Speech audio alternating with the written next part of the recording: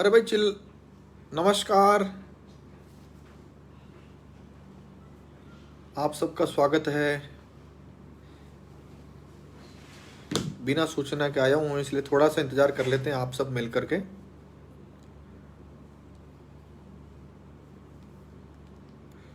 पहले साथी आ गए हैं, नमस्कार। ये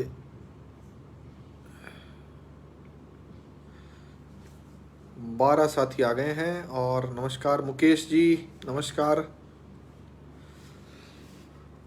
आज कुछ भी काम जल्दबाजी में नहीं, आराम से तसल्ली से बात करेंगे। बिल्कुल मेरी थोड़ी सी बोलने की गति तेज है, तो मैं आज सोचकर बैठा था कि मैं कम गति से बात करूंगा और कुछ सवाल जवाब, कुछ गपशप, कुछ अगस्त क्रांति, कुछ साक्षात्कार, या जो आपके मन में आए सवाल, उन सब पर हम बात करेंगे। नमस्कार सब साथियों को नमस्कार, जय हिंद। हेलो संदीप राव जी, नमस्कार। नमस्कार गणेश जी। थोड़ा सा अपन केवल 1 मिनट का आप इंतज़ार कर लेते हैं, या कुछ आधा मिनट का इंतज़ार कर लेते हैं, ताकि सब लोग आ जाएं।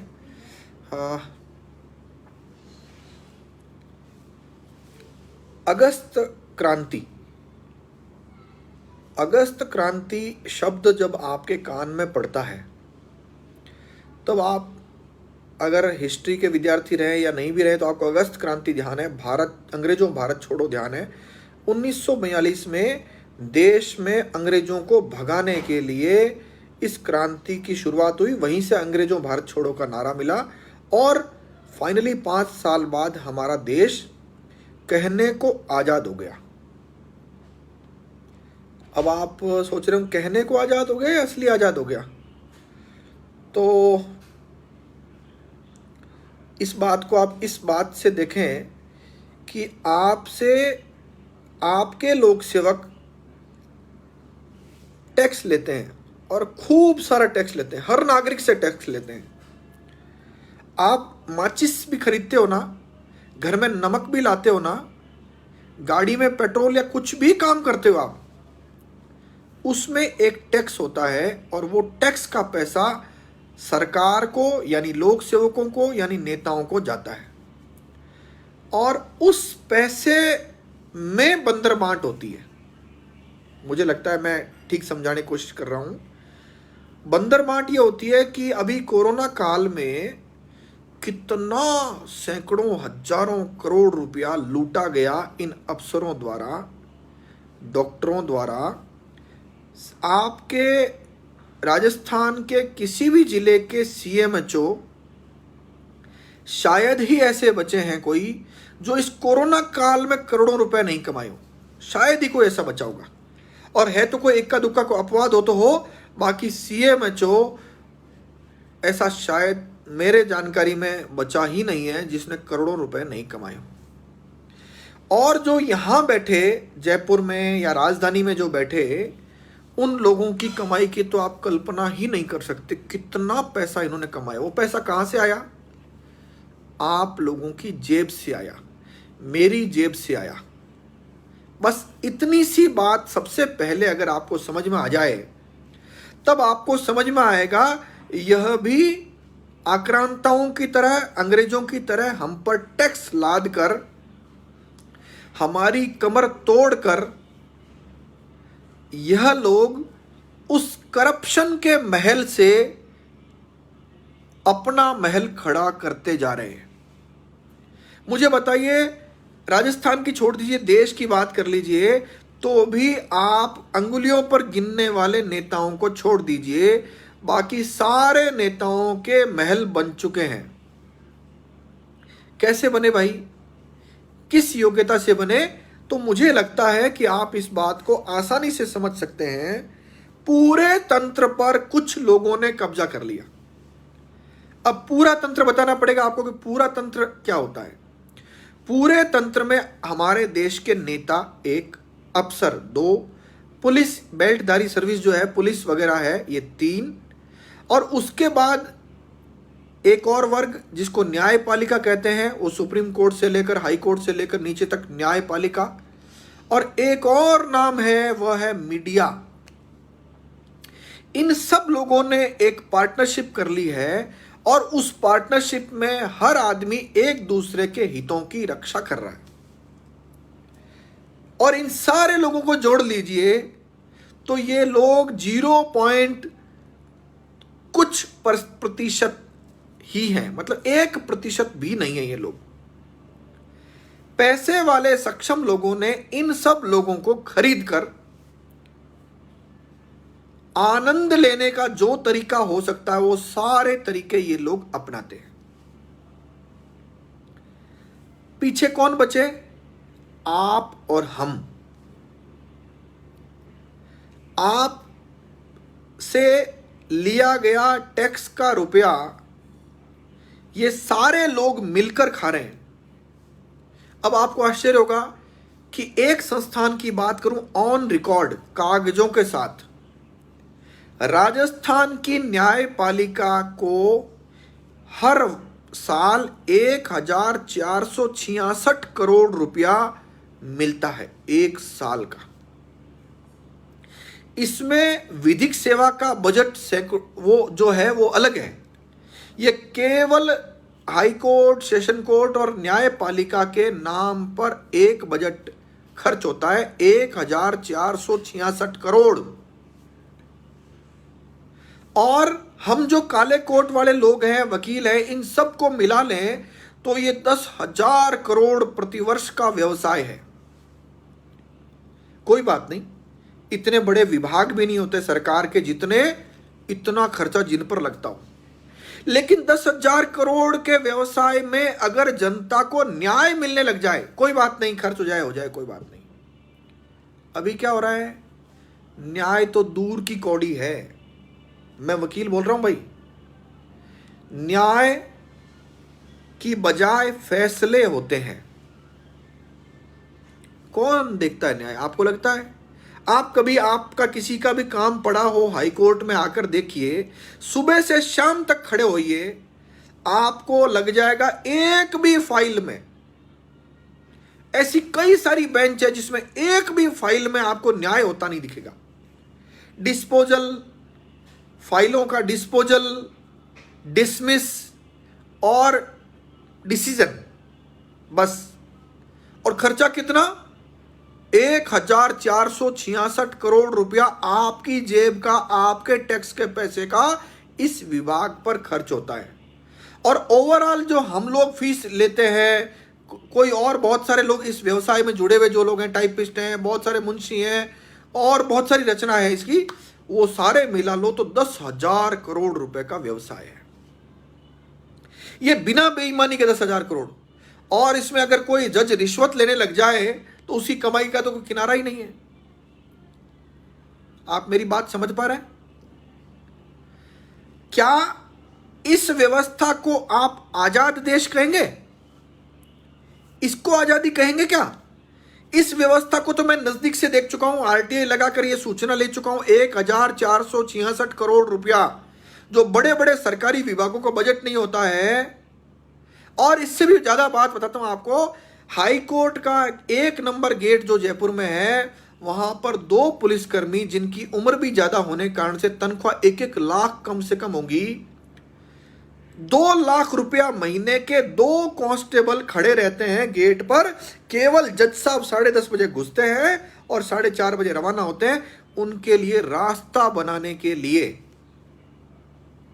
अब आप बताओ, अंग्रेज चले गए, क्या ये अंग्रेज नहीं लगते आपको? क्या इसको आजादी कहते हैं? अगर इतनी बात आपको समझ में आ गई हो कि इसको आजादी नहीं कहते हैं, आपको आपके टैक्स के बदले में क्या आपकी स्थिति यह है सरकारी अस्पताल में ठीक इलाज मिल जाए आपको? क्या सरकारी स्कूल में ठीक शिक्षा मिल जाए? होता है क्या? आप, आपकी बेटी, आपकी पत्नी, आपकी मां, आपका परिवार बाहर निकलने में सुरक्षित महसूस करता है क्या? क्या इसको आजादी कहते हैं? अंग्रेज जो गोरे थे वो चले गए, अब काले अंग्रेज हम पर शासन कर रहे हैं और टैक्स उससे भी ज्यादा लाद दिया है हम पर। आज एक आदमी का अपना घर चलाना मुश्किल हो रहा है, बच्चों को पढ़ाना लिखाना मुश्किल हो रहा है। वो छोड़ दीजिए, बिजली का बिल इतना ज्यादा आता है कि वह भी भरना मुश्किल हो रहा है। क्या इसको आजादी कहते हैं? और अगर आप इसको आजादी कहते हैं तो मुझे लगता है कि ये आजादी नहीं है। केवल शासक बदले हैं, गोरे अंग्रेज की बजाय काले अंग्रेज आ गए। यह भी लोग हमको लूटने में उसी स्पीड या उससे ज्यादा स्पीड से लगे हुए हैं जितनी स्पीड से हमको अंग्रेजों ने लूटा था। अगर मैं आपके दिल तक पहुंच पा रहा हूं तो सोचिएगा इस बात के लिए कि जिन लोगों ने इस आजादी के लिए बलिदान दिया था, क्या उनको ऐसा ही देश चाहिए था क्या? मैं राजस्थान का रहने वाला हूं। राजस्थान में कोई भी पुलिस थाने में, जैसे अभी मुख्यमंत्री जी ने 2 दिन पहले बोला, अशोक गहलोत साहब ने, कि साहब हम लोगों ने जितनी शिकायतें आई सब पर एफआईआर दर्ज कर ली।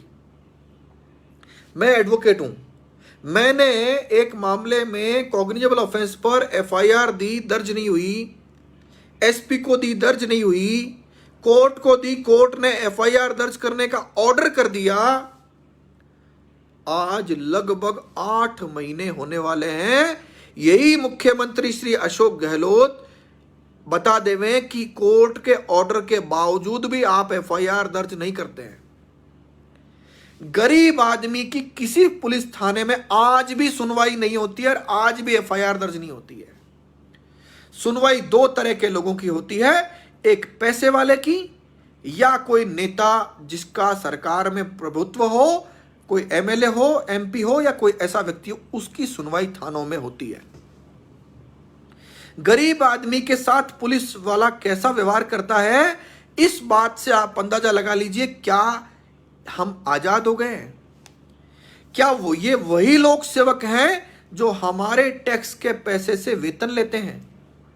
फिर सवाल पूछता हूं, क्या हम आजाद हो गए हैं? अब आजाद होने की जो प्रक्रिया थी, जिस काम के लिए बलिदान दिया गया था, उसमें एक आंदोलन राजस्थान में खड़ा हुआ, देश भर में चर्चा है उसकी, उसका नाम है अगस्त क्रांति।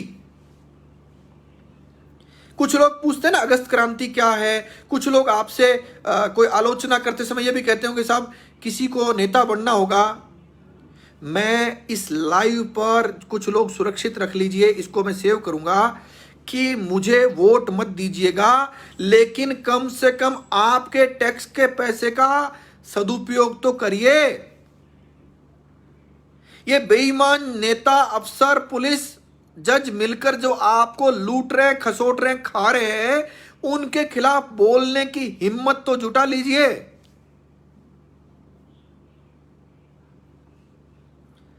मुझे लगता है कि जिस तरह से अंग्रेजों ने हम पर हमारा दमन किया, उससे ज्यादा दमन आज की डेट में यही काले अंग्रेज कर रहे हैं।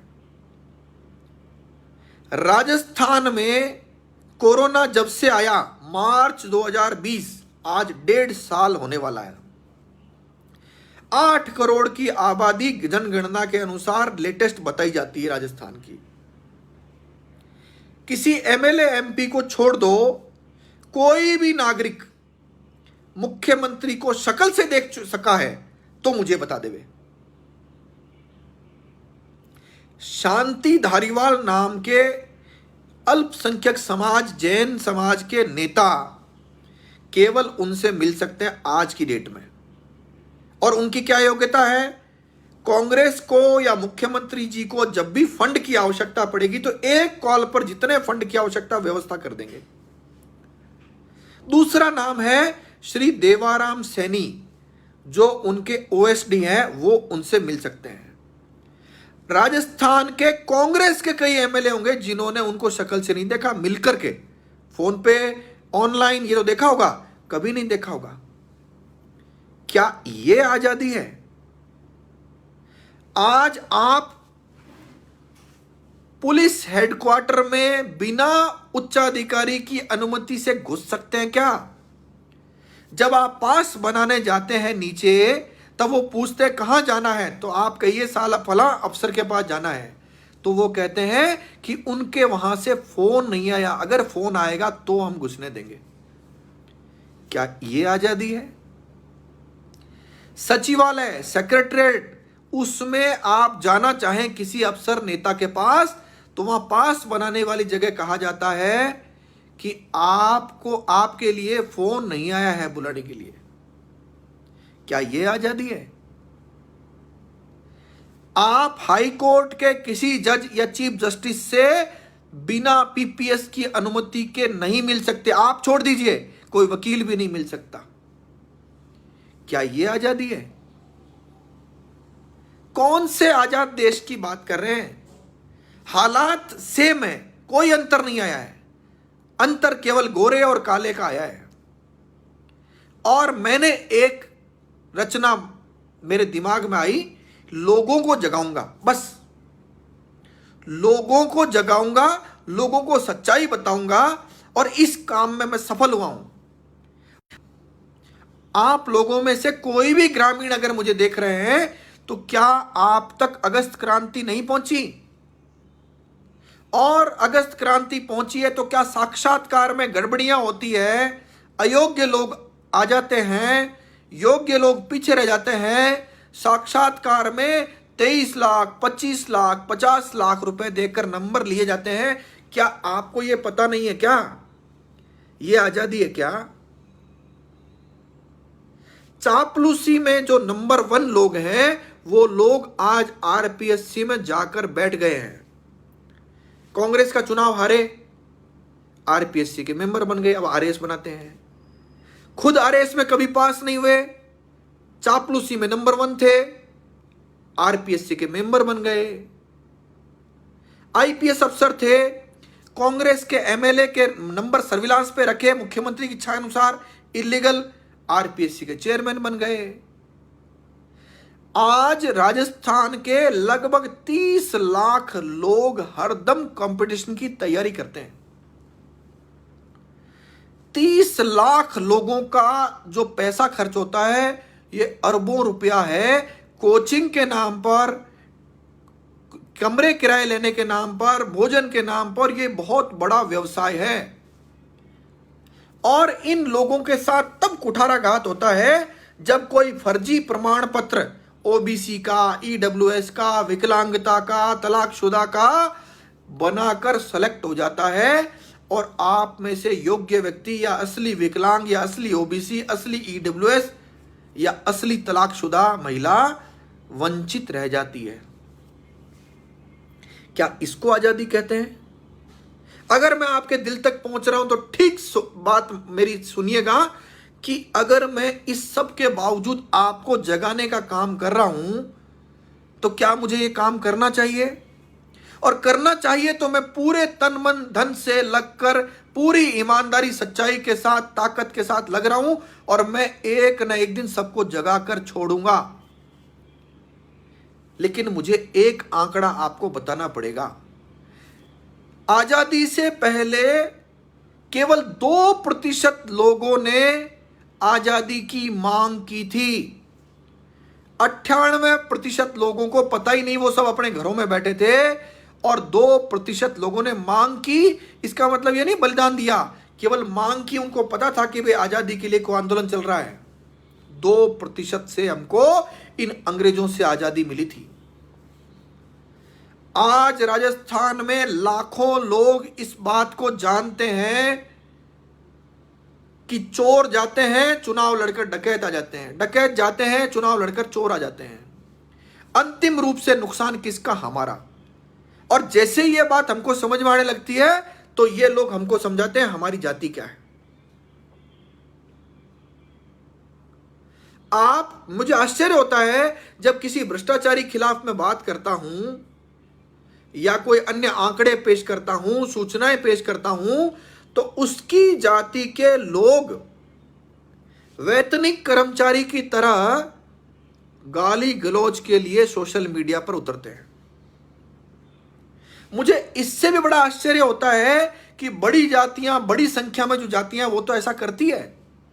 एक बार जब एक आईपीएस अफसर जिसका नाम था दीपक भार्गव, मुझे तो पता भी नहीं था कि भार्गव क्या जाति होती है, उसके खिलाफ 8 एफआईआर दर्ज होने के बाद, उसने एक सिपाही के साथ अन्याय किया, उसके खिलाफ 8 एफआईआर दर्ज होने के बाद जब ये आंकड़ा मैंने फेसबुक पर डाला तो पता नहीं कुछ 2-5 लोग निकल कर आए जिनके पीछे सरनेम सेम था, वो आलोचना शुरू कर रहे थे, जबकि वो उनमें से कुछ लोग जानता हूं जो मेरे पास मदद के लिए आ चुके हैं।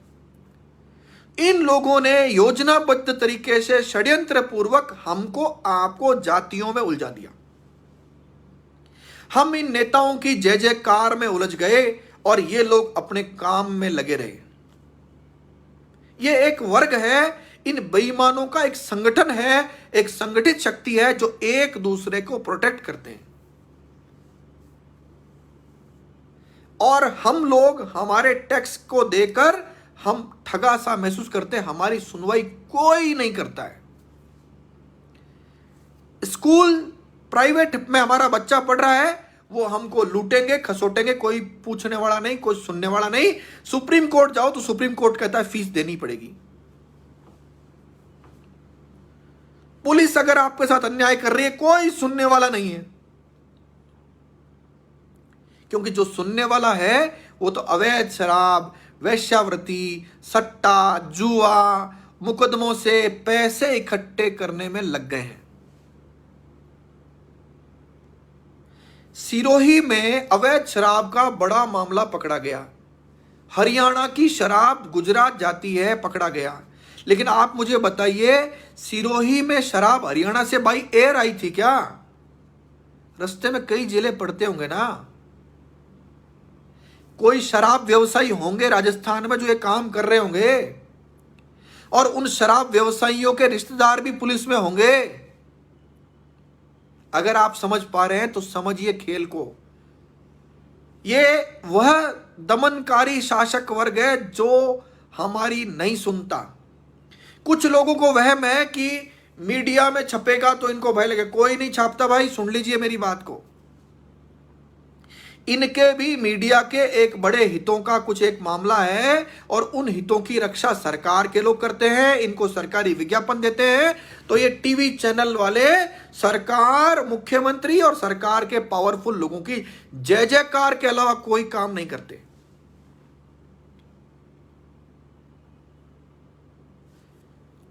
अनिल जी देवासी साहब 2-3 दिन से परेशान हो रहे हैं, मैं एक बार इनको जवाब बीच में देता हूं।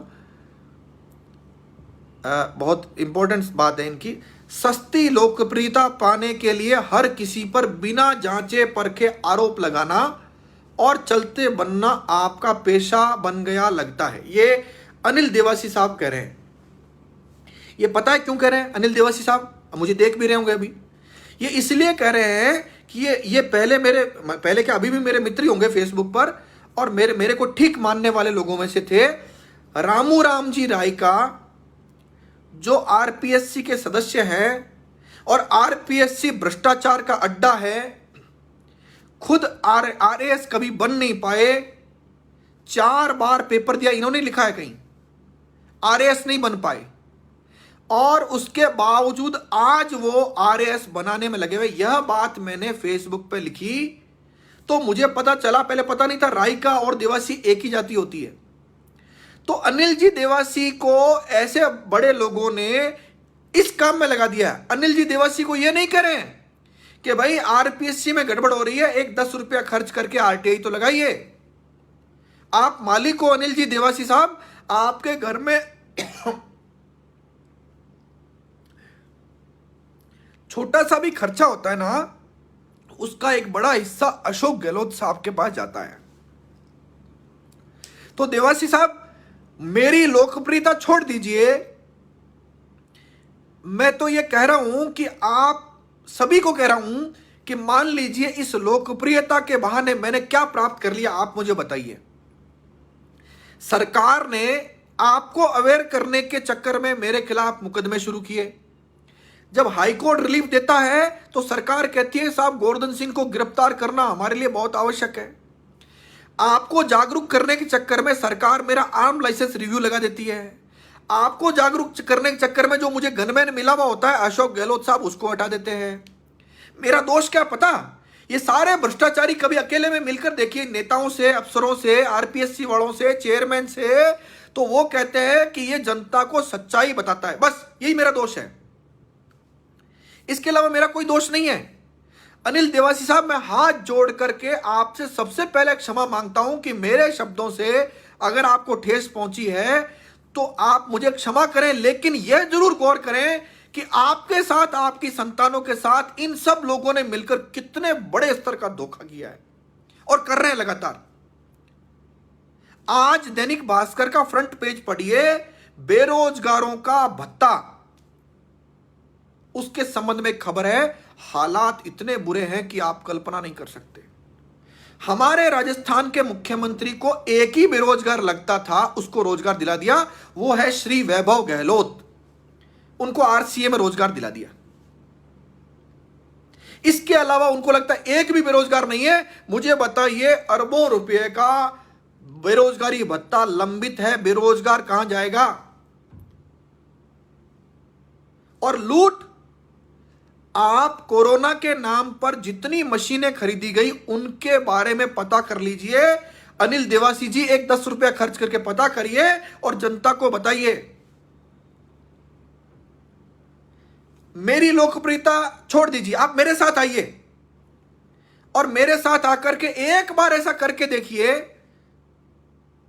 कि आपके थाना क्षेत्र में जो होने वाली गड़बड़ियों को उजागर करिए, फिर आपको आपका थानेदार बताता है कि कानून क्या होता है, फिर आप मुझे याद करिएगा। जनता को जागरूक करने का जो काम किया है ना, उसके लिए पहले मन में भाव चाहिए कि मैं सच्चाई और ईमानदारी के साथ यह बात कह सकता हूं, नहीं कह सकता हूं। आपको तो इन चोरों ने, नेताओं ने, अफसरों ने, जजों ने मिलकर इन गलत चीजों में उलझा दिया है। आप मालिक थे, आपके टैक्स का पैसे का हिसाब किताब पूछ सकते थे, नहीं पूछ पाए ना, क्योंकि आपको उल्टे सीधे कामों में उलझा दिया गया था। क्या यह आजाद देश है? और मैं कह रहा हूं, 8 सदस्य और चेयरमैन मिलाकर आरपीएससी में है। एक कोने से गिनना शुरू कर दीजिए। क्या यह कोई एग्जाम देकर आरपीएससी के मेंबर बने हैं क्या? कोई वसुंधरा जी का कृपा पात्र है और कोई अशोक गहलोत का कृपा पात्र है। तीसरी कोई योग्यता अगर इनकी हो तो मुझे बता दीजिए, और अन्यथा मेरा एक अनिल देवासी साहब आपसे सवाल है कि क्या इन 8 लोगों से ज्यादा योग्य कोई भी व्यक्ति राजस्थान या देश में नहीं था क्या? कवि कुमार विश्वास की पत्नी जो माली जाति से हैं, उनको आरपीएससी से मेंबर बनाया गया, क्या उनमें ही सबसे ज्यादा योग्यता थी क्या? राजकुमारी गुर्जर, जिसका नाम एसीबी में 23 लाख रुपए लेने में आ रहा है, उनके पति श्री भैरव सिंह आईपीएस अफसर थे दिल्ली में। और मैं लाइव पर कह रहा हूं, अगर उनकी संपत्ति 300 करोड़ से कम निकल जाए तो मुझे याद कर लीजिएगा। दिल्ली, जयपुर और बांदीकुई सहित कितनी अनगिनत प्रॉपर्टियां उनके पास है, और अगर 300 करोड़ की प्रॉपर्टी का मालिक आरपीएससी का मेंबर बन जाए तो क्या कोई योग्यता से बना है क्या? तो मेरा इतना सा सवाल है कि आपको गलत चीजों में जो उलझा रहे हैं उनसे बचिए। आपका हक मारा जा रहा है और आप उन्हीं की जय जयकार कर रहे हैं जिनका हक, जो आपका हक मार रहे हैं। मुझे बताइए, कोई भी फर्जी प्रमाण पत्र बनाकर नौकरी ले रहा है, किसका हक जा रहा है? उन्हीं समाज के, उसी जाति के गरीब लोगों का हक जाता है। और हम क्या कर रहे हैं? जिनका हक जा रहा है वो उन्हीं की जय जयकार कर रहे हैं जिन्होंने आपका हक मारा। 1% लोग भी नहीं है ये लोग, 99%। और मैं आपको, अगर कोई सरकार का व्यक्ति मुझे सुन रहा है तो मैं कह रहा हूं दावे से, अशोक गहलोत साहब का जोधपुर में जो वार्ड है खुद का, वहां एक सर्वे करा लीजिए, या उनके पूरे विधानसभा में सर्वे करा लीजिए कि नागरिक साक्षात्कार खत्म करना चाहते हैं क्या? तो उनके विधानसभा क्षेत्र में 99% सर्वे में यह आएगा कि साक्षात्कार पूर्ण तक खत्म कर दीजिए भाई, आपका यह प्योर धंधा है भ्रष्टाचार का। अगर यह हालात है तो वो 1% वर्ग जिसको साक्षात्कार से फायदा होता है, वही लोग चाहते हैं कि साक्षात्कार हो। आप आरएएस की कोई मार्कशीट जो 2018 में आपको नहीं मिल रही है ना, अगर किसी की मार्कशीट, तो आप मुझे जो कैंडिडेट है उसका नाम और उसका मेरिट क्रमांक बता दो, मैं भेज देता हूं आपको मार्कशीट। दोबारा सुनिए, आरपीएससी आरएएस का जो रिजल्ट निकला है उसमें किसी कैंडिडेट का अगर आपको मार्कशीट नहीं मिल रही है, आप कैंडिडेट का नाम और उसका मेरिट क्रमांक, ये दो चीजें मुझे बता दीजिए, मैं उसकी मार्कशीट आपको भिजवा दूंगा। लेकिन सवाल यह है, आप उनमें यह देखिएगा कि किस योग्यता से मंत्री पुत्र होने के नाते उनको 85 नंबर दिए जाते हैं। साक्षात्कार में 100 में से 85। क्या योग्यता है मंत्री पुत्र होने के अलावा उनकी? आप बताइए, किसका हक मारा उन्होंने? आपका, गरीबों का। और आप जय जयकार कर लीजिए साहब, अनिल देवासी साहब, रामू जी की जय जयकार कर लीजिए, मैं किसी ऐसे व्यक्ति की जय जयकार कर लेता हूं, गरीब आदमी अन्य जाति का, वो अपनी जाति की जय जयकार कर लीजिए, और जय जयकार करते हुए अपना जीवन निकाल दीजिए। हमारे पिताजी ने, दादाजी ने भी ऐसे ही जीवन निकाला, इसलिए हमको ऐसा राजस्थान, ऐसा देश मिला है। आपके संतान भी ऐसा देश प्राप्त करेगी, क्योंकि आप भी नहीं बोल रहे हैं, नहीं जागरूक कर रहे हैं।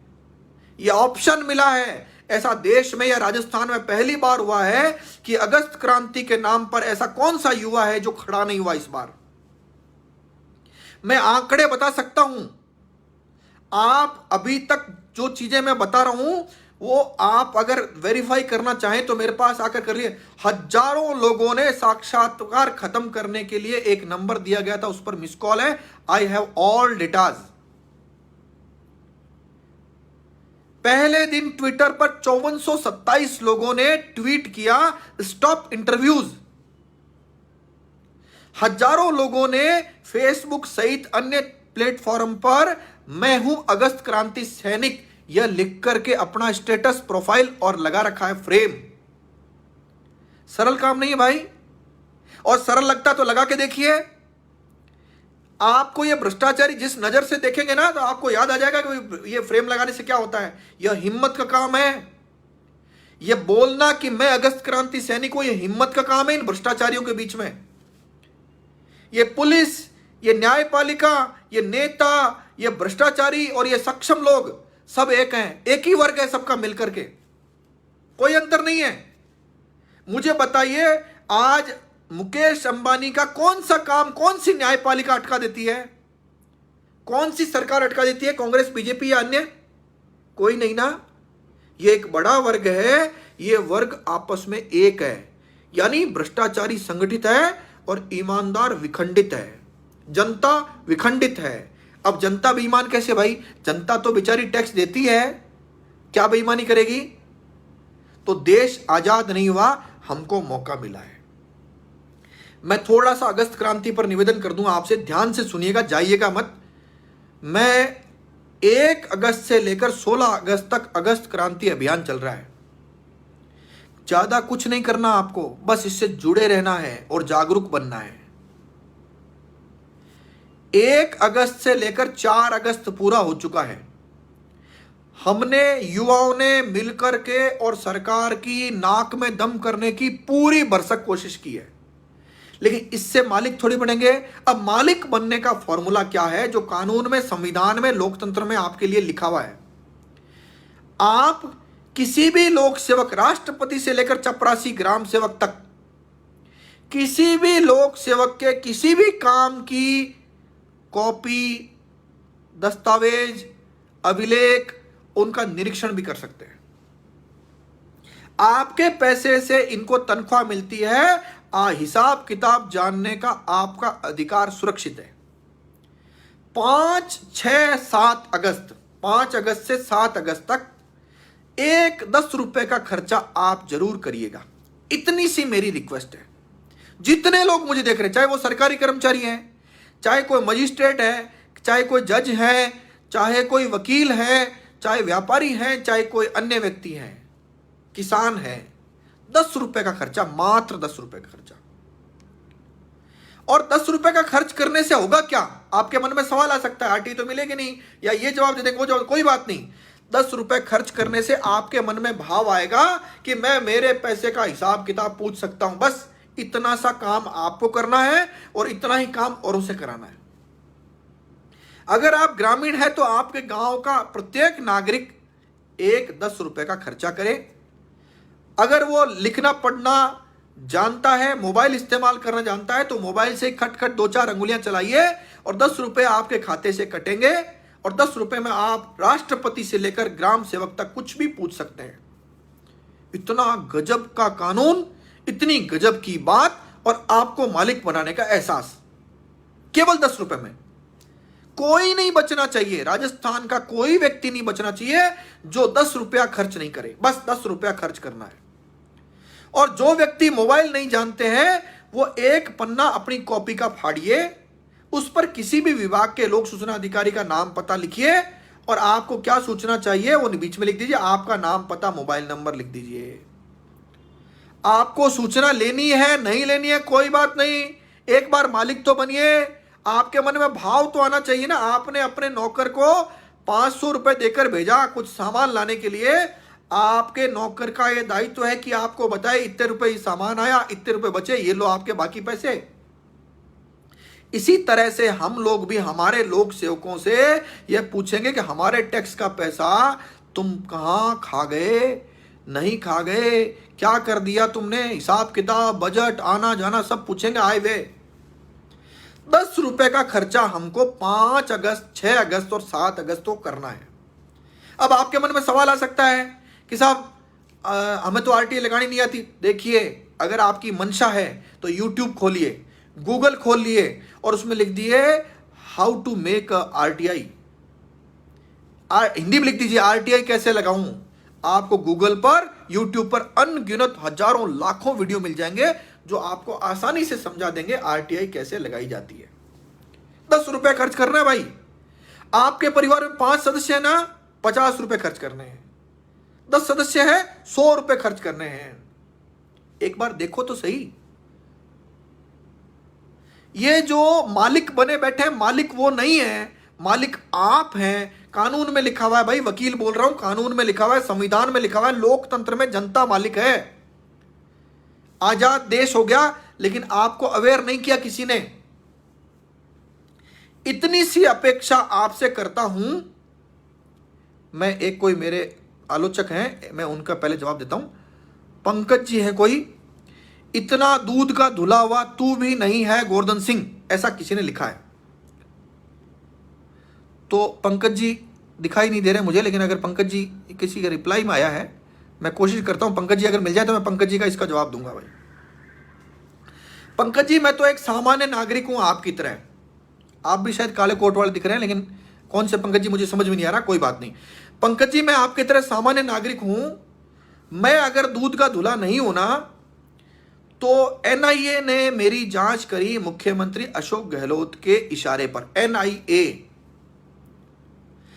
Army, police intelligence, local intelligence, police खुद, इन सब लोगों ने मेरे बैंक खातों की सब तरह की जांच करने के बाद यह पाया कि गोवर्धन सिंह के यहां पर दाने जितनी कमी नहीं मिली। एक लाइन।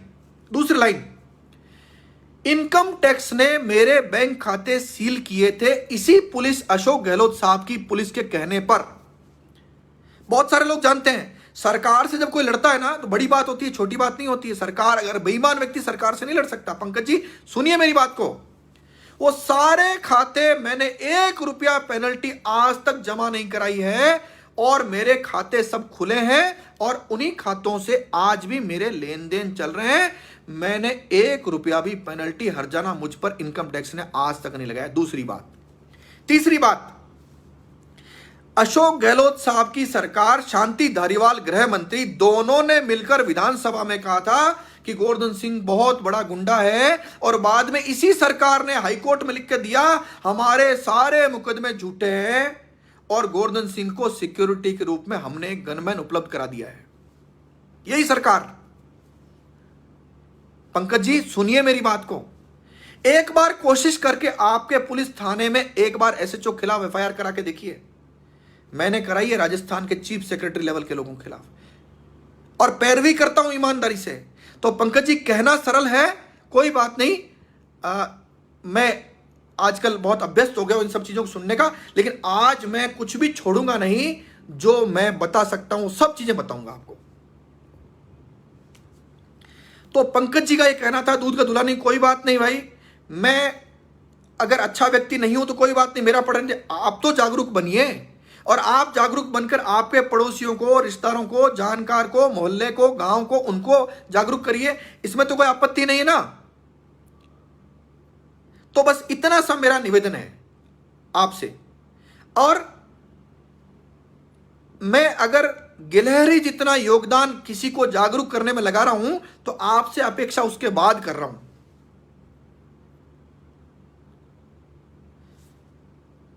रही बात आजादी की, तो सच में हम आजाद नहीं हुए, केवल हमको एक भ्रम हुआ है कि हम आजाद हो गए। मैं ठीक ठीक वकील हूं। अगर आप मेरे काम के बारे में कभी आप आकर देखेंगे तो अनगिनत क्लाइंट मेरे पास पर डे बहुत भरोसे से आते हैं। मैं उनको स्पष्टता से कहता हूं कि भैया मैं आपके मामले में यह प्रयास करूंगा, लेकिन न्यायपालिका के हालात ठीक नहीं है भाई। 50 जज होने चाहिए, 20 ही हैं।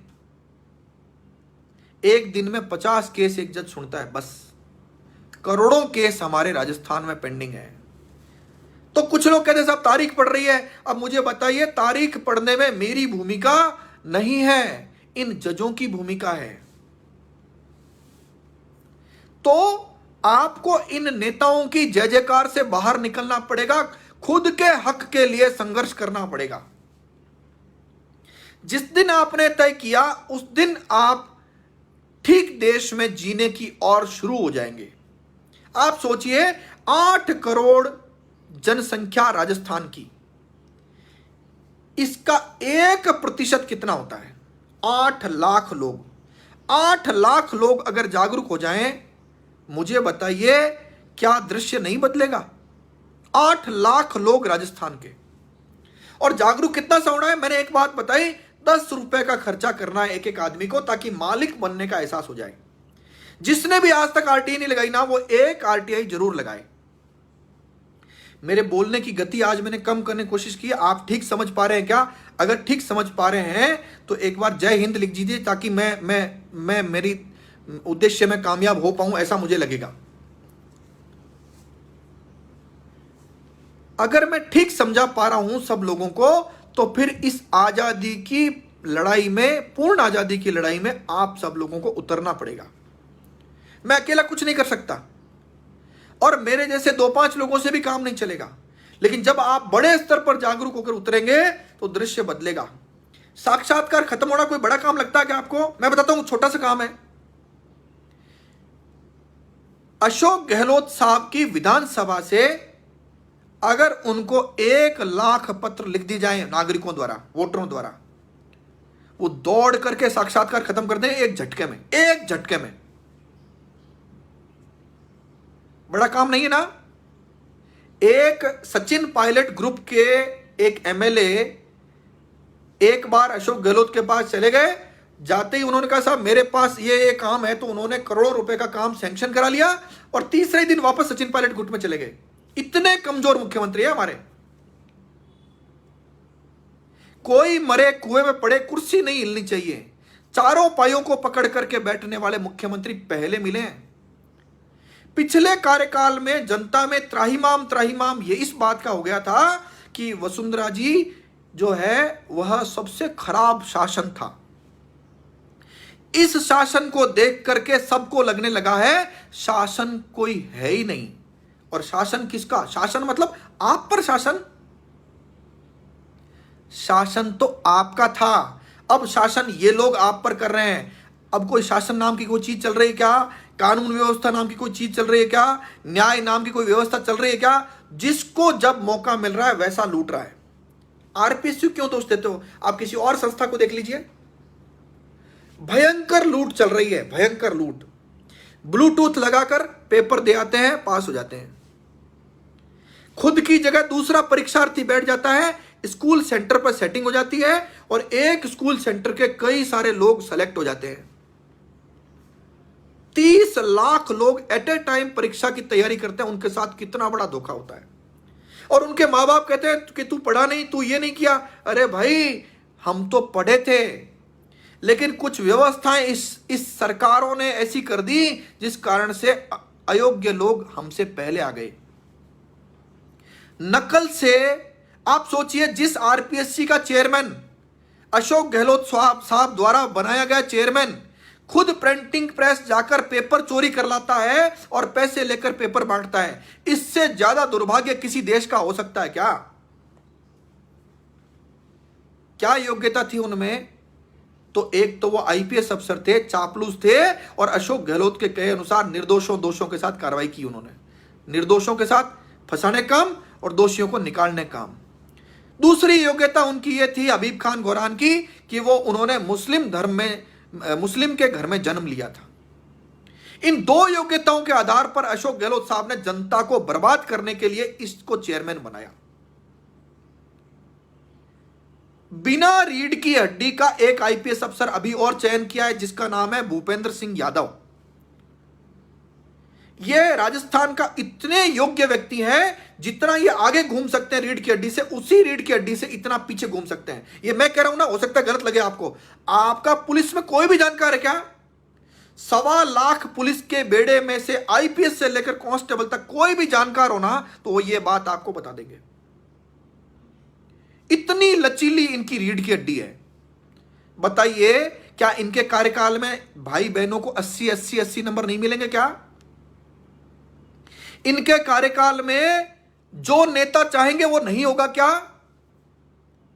यही वो डीजीपी थे जिनके कार्यकाल में 550 नंबर कांग्रेसियों के और अन्य लोगों के सर्विलांस पर अवैध रूप से रखे गए। इनका जो ओएसडी लोकेश शर्मा है ना, उसी मामले में दिल्ली पुलिस के चक्कर काट रहा है। हालात बहुत विकट है, ब्लास्ट होने वाला है। आप लोग ब्लास्ट होने के बाद जगना चाहते हैं और मैं आपको ब्लास्ट होने से पहले जगाना चाहता हूं। बस आप में और मेरे में इतना ही अंतर है। जितने लोग मेरी आलोचना कर रहे हैं ना, वो लोग भी जागेंगे, लेकिन ब्लास्ट होने के बाद जागेंगे। हो सकता है मैं दुनिया में रहूं नहीं रहूं, लेकिन ये बात याद रहेगी कि मैंने कहा था कि ब्लास्ट होने से पहले जागिए। अब ब्लास्ट होने जैसी स्थिति आ चुकी है। मुझे बताइए, बीजेपी, कांग्रेस, बसपा, आरएलपी, आम आदमी पार्टी, कौन सा ऐसा नेता जो कह रहा है कि साक्षात्कार नहीं चाहिए? कोई नहीं कह रहा ना। क्यों नहीं कह रहे? ये सब पार्टनर हैं आपस में। बीजेपी ने इसी साक्षात्कार व्यवस्था का लाभ उठाते हुए अपने परिवारजनों की संतानों को सेट किया। यही काम कांग्रेस कर रही है, यही काम सत्ता में रहने वाले अन्य लोग कर रहे हैं, करते रहेंगे। तो ब्लास्ट होने के बाद जाग लो या ब्लास्ट होने से पहले जाग लो। मैं आग्रह करता हूं, ब्लास्ट होने से पहले जाग लीजिए। दुनिया में रहूं नहीं रहूं, मेरी याद करिएगा इस बात को। अब सवाल आता है कि आप और हम मिलकर अगर एक बार जोर से बोल दें भारत माता की जय, इनकलाब जिंदाबाद, जय हिंद, हिंदुस्तान जिंदाबाद, अगस्त क्रांति जिंदाबाद, बस हो जाएगा काम। मैंने आपसे कोई पैसा नहीं खर्च कराया आज तक में, केवल आपसे बुलवाया भारत माता की जय, वंदे मातरम, इनकलाब जिंदाबाद। इसके अलावा मैंने कुछ नहीं कराया। केवल ईमेल करना है मोबाइल में बैठे बैठे मुख्यमंत्री को। यह काम आपने किया है, ट्विटर पर ट्रेंड किया है और एक फ्रेम लगाया होगा अगस्त क्रांति सैनिक का। और कल मैं आपसे पहली बार खर्चा करा रहा हूं 10 रुपए का। 5, 6, 7 में 3 दिन में केवल 10 रुपए का खर्चा करा रहा हूं आपसे। कोई मत रुकिएगा, कोई मत चूकिएगा खर्चा करने में। आपने 10 रुपए खर्चा किया तो आपके मन में भाव आएगा कि मालिक तो आप हो। बस ये मालिक होने का भाव जिस दिन मैं आप में जगा पाऊंगा, निश्चित रूप से हम सफल हो जाएंगे।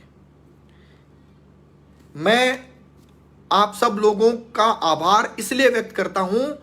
आज मेरी गंगानगर जिले की किसी एक तहसील में बात हो रही थी, तो वो कह रहे थे गंगानगर तहसील, सूरतगढ़ तहसील की का एक भी ऐसा गांव नहीं जहां पर अगस्त क्रांति नहीं पहुंची हो। आप जिस जिले से मुझे देख रहे हैं, संभवतः आपके जिले के प्रत्येक गांव तक अगस्त क्रांति पहुंच चुकी है। एक बार उठकर खड़े होकर के एक साथ नारा लगाइए, जोर से बोलिए भारत माता की जय, दृश्य बदल जाएगा। मेरी आलोचना करनी है ना, अगस्त क्रांति के बाद फिर से शुरू कर दीजिएगा और लगातार साथ भी करिए, कोई आपत्ति नहीं है, लेकिन जागरूकता के काम को मत रोकिए। ऐसा मैं आपसे हाथ जोड़कर करबद्ध प्रार्थना करता हूं।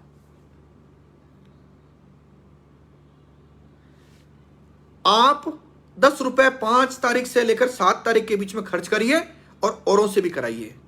आरटीआई को समझाने की हम कोशिश करेंगे, नहीं समझ में आए कोई बात नहीं, यूट्यूब पे देखिए, गूगल पे देखिए, 10 रुपए का खर्चा ऑनलाइन कर दीजिए। कोई खर्च 10 रुपए के अलावा 10 रुपए एक पैसा भी नहीं लगेगा। 10 रुपया मतलब 10 रुपया केवल, और मोबाइल पर इंटरनेट जो फ्री में आता है आपको, ये 2 ही चीजें लगने वाली है। और अगर हम ऐसा कर पाए तो निश्चित रूप से भारत माता की जय होने वाली है, ये लिख लीजिए। आज राजस्थान के एक आईपीएस अफसर ने मुझे फेस टाइम पर कॉल करके मुझे यह बताया, सीनियर आईपीएस अफसर ने, कि मुख्यमंत्री के ओएसडी श्री देवाराम सैनी की अध्यक्षता में कुछ भ्रष्ट आईपीएस अफसरों की एक टीम बनाई गई है। उसमें एक भ्रष्ट आईपीएस अफसर का तो नाम भी लेता हूं, विपिन पांडे नाम है उसका, वो एक है, और भी कई सारे भ्रष्ट आईपीएस अफसर है। उनको जिम्मे दिया गया है कि गोवर्धन सिंह के पुराने मुकदमे निकलवाइए, फाइलें पीएचक्यू मंगाइए, ढूंढिए क्या गलती मिल सकती है और उसमें कार्रवाई करके उसको गिरफ्तार करने का प्रयास कीजिए, यह उनके जिम्मे दिया गया है। देवाराम जी, आप मुझे गिरफ्तार करके कौन सा मेडल ले लेंगे? क्या मेरी जमानत नहीं होगी? क्या मेरा मर्डर करा सकते हैं? क्या नहीं ना। मेरा एनकाउंटर करा सकते हैं? क्या नहीं ना। बाद में कहां जाएंगे आप? या विपिन पांडे जो आईपीएस अफसर है, कहां तक चलोगे भाई? मैं तो काले कोट वाला हूं, कोर्ट में मुकदमा लड़ लूंगा, और आपका जिस दिन नंबर आएगा उस दिन तो सवाल इतना सा आता है कि नागरिकों पर दमन चक्र चलाकर झूठे मुकदमों के माध्यम से अगर आप जागरूकता को रोकना चाहते हो तो नहीं रोक पाओगे। यह मैं इन सब के सामने घोषणा कर रहा हूं लाइव, इसको सुरक्षित भी रखूंगा ताकि देवाराम जी सैनी, विपिन पांडे और अशोक गहलोत साहब या कोई व्यक्ति देखना चाहे, डोटासरा जी समेत, तो देख लीजिएगा। गड़बड़ियां हो रही है, भारी गड़बड़ियां हो रही है, पेपर नकल, बेरोजगारों के साथ धोखा, जनता के साथ धोखा, बिजली के नाम पर धोखा, शिक्षा के नाम पर धोखा, स्वास्थ्य के नाम पर धोखा। कोरोना हो गए, मर गए बिना ऑक्सीजन के। मैं जयपुर में बैठा, किसी की व्यवस्था, शुरुआत के दिनों को छोड़कर किसी के लिए व्यवस्था नहीं करा पाया। लोग तड़प तड़प के मर गए, मैं कुछ नहीं कर पाया, असहाय महसूस करता रहा। यह देश आजाद कहते हो क्या आप इसको? और ये नेता लूट खाए उस समय कोरोना काल में जनता को। बस इतना सा मेरा कहना है। अगर मैं आप तक ठीक ठीक पहुंचा हूं तो इस जागरूकता अभियान का हिस्सा बनिए। अगस्त क्रांति आपके लिए है, आपकी संतानों के लिए है, आपकी आने वाली पीढ़ी के लिए है, ताकि आने वाली पीढ़ी आपको गाली नहीं निकाले कि हमारे पूर्वजों ने कुछ नहीं किया। हम करेंगे भाई, हम मिलकर करेंगे। तो इतना मेरा आग्रह है, जिसको नेता बनना है नेता बनने दीजिए। आप जागरूकता से भटकिए मत, लोगों को जागरूक करिए, सच्चाई बताइए, चिल्लाइए, बोलिए, बताइए लोगों को कि असली बात यह है। मेरे एक प्रशंसक ने मुझे कहा कि साहब आप कह रहे हो कि ये ओबीसी नहीं है, जबकि वो जाट है, तो जाट ओबीसी नहीं होते क्या? मैंने कहा इतने पढ़े लिखे व्यक्ति को भी पता नहीं है कि जाट होने से ओबीसी नहीं होता है, गरीब जाट होने से ओबीसी होता है। और जो गरीब जाट नहीं है, या गरीब माली नहीं है, गरीब यादव नहीं है, गरीब विश्नोई नहीं है, वो सभी लोग क्रिमिलेयर यानी जनरल हैं। इससे ज्यादा हालात कहां से लाऊंगा कि ग्रेजुएट, पोस्ट ग्रेजुएट, लॉ किए हुए लोगों को भी यह पता नहीं है कि ओबीसी कौन है। आपकी जानकारी के लिए 2019 से पहले, यानी 2018 और उससे पहले 10 साल तक लगातार, या उससे और पहले चले जाइए, 2.5 लाख रुपए जिस परिवार की आय थी उसके बच्चे ओबीसी नहीं थे। इस सरकार ने उसकी सीमा 8 लाख करी है। अब मुझे बताइए, राजस्थान के कई तहसीलों में तहसीलदार और एसडीएम 4 लाख आय सीमा पर प्रमाण पत्र बना रहे थे और लोग नौकरी लग रहे थे, चुनाव लड़ रहे थे। मुझे बताइए, क्या मैंने जागरूक करके गलती की? क्या हो सकता है ये ताकतवर 1% जो व्यक्ति है उसको इस बात से नुकसान हो सकता है कि मैंने लोगों को जागरूक कर दिया, लेकिन 99% जाट या 99% गरीब ओबीसी जातियों का व्यक्ति मुझसे नाराज कैसे हो पाएगा, मुझे तो यह समझा दीजिए। और 1% अपने मन में जानता है कि वो मुझसे नाराज होने का कोई अधिकार नहीं रखता है। मैं केवल कानून बता रहा हूं, कानून में यह लिखा हुआ है। तो मेरी जाति मत ढूंढिए, अपने आप को जागरूक करिए, अपने अधिकारों की रक्षा करिए, मेरा इतना साग्रह है। अगर आपने मिलकर यह सब काम शुरू कर दिया तो निश्चित रूप से हम पूर्ण आजाद होकर रहेंगे, ऐसा मेरा मानना है। मैं 9 बजे लगभग आपके साथ जुड़ा था। मैं ऐसे कई सारे लोगों को देख रहा हूं जो 9 बजे से लेकर अब तक मेरे साथ लगातार हैं। यह दृश्य खड़ा हो सकता है क्या? किसी इन नेताओं को कहिए कि एक बार आकर देखो, ऐसे बोल के देखो 1 घंटे तक लगातार, और लाइव। रिकॉर्डेड तो कोई भी बोल सकता है, लाइव बोलते हो जोर आता है। सच्चा आदमी हो तो वही बोल सकता है, हर एक के बस का नहीं है यह बात। मैं कई बार आपके सवालों का जवाब देता हूं, कुछ भी सवाल पूछिए। मेरा जीवन लगभग खुली किताब की कर दिया है सरकार ने। अनगिनत मेरे मामले मैंने खुद नहीं डाल दिए हैं। जिन अखबारों ने मेरे खिलाफ छापा मैंने खुद नहीं फेसबुक पर डाल दिया, भाई ये छापा है इन्होंने। असली बात यह है, कुल मिलाकर के इन सब लोगों को मुझसे एक ही परेशानी है कि लोगों को जागरूक क्यों करता है, बस एक ही परेशानी, और कोई परेशानी नहीं है मुझसे। और अगर मैं जागरूक करता हूं तो इससे इसका लाभ किसको मिलेगा? गरीब व्यक्ति को, जो पात्र व्यक्ति है उसको मिलेगा, या उन लोगों को मिलेगा जो जागरूक नहीं है, पढ़े लिखे तो है, जागरूक नहीं है। और अगस्त क्रांति के माध्यम से आपने और हमने मिलकर अगर जागरूकता का अभियान बिल्कुल दिल से अपने जिम्मे ले लिया तो दृश्य बदल कर रहेगा। 5 अगस्त, 6 अगस्त और 7 अगस्त को 10 रुपए खर्च करना मत भूलिएगा, इतना सा मेरा आग्रह है। साक्षात्कार भी खत्म होगा, पेपर में नकल और अन्य समस्याएं भी खत्म होंगी, बस आपके जागरूक होने से सब कुछ हो जाएगा। मेरा लक्ष्य है 8 करोड़ लोगों को, 8 करोड़ लोगों में से 1% लोगों को जागरूक करूंगा। और जब 1% लोग जागरूक हो जाएंगे उसके बाद ये 1% लोग 8 करोड़ को जागरूक कर देंगे, ऐसा मेरा दृढ़ विश्वास है। 1% लोगों को अगर मैं जागरूक कर पाया मेरा जीवन सफल है। मुझे कुछ नहीं चाहिए, मुझे कुछ नहीं बनना, हो गया काम। जय श्री राम। बस इसी आग्रह के साथ 1 घंटे बाद मैं आपसे विदाई लेता हूं। मैं आपसे जुड़ा रहूंगा, जवाब देता रहूंगा आपके। और अगर फिर भी मेरे शब्दों से कोई भी व्यक्ति आहत हुआ है तो मेरा कतई इंटेंशन नहीं था कोई आहत हो। मैं हाथ जोड़कर दिल से आपसे क्षमा मांगता हूं। जो लोग मुझसे आहत हुए हैं, मैंने इंटेंशनली किसी को आहत नहीं किया है। हाँ, जो भ्रष्टाचारी हैं वो मुझसे आहत होते रहेंगे, जो गलत लोग हैं आहत होते रहेंगे, लेकिन मैंने इंटेंशनली किसी को आहत नहीं किया है। मैं तो एक जागरूकता के युद्ध को लड़ रहा हूं, एक आजादी, पूर्ण आजादी की लड़ाई लड़ रहा हूं। आप सब लोगों का सहयोग अपेक्षित है। मैं भी आपका हिस्सा बनकर यह सब काम करना चाहता हूं। एक अच्छे देश में, एक अच्छे राजस्थान में, अच्छे जिले में, गांव में, तहसील में, शहर में, कस्बे में रहना चाहता हूं। एक नागरिक के अधिकारों की रक्षा करना चाहता हूं। धन्यवाद। जय हिंद, जय भारत, भारत माता की जय।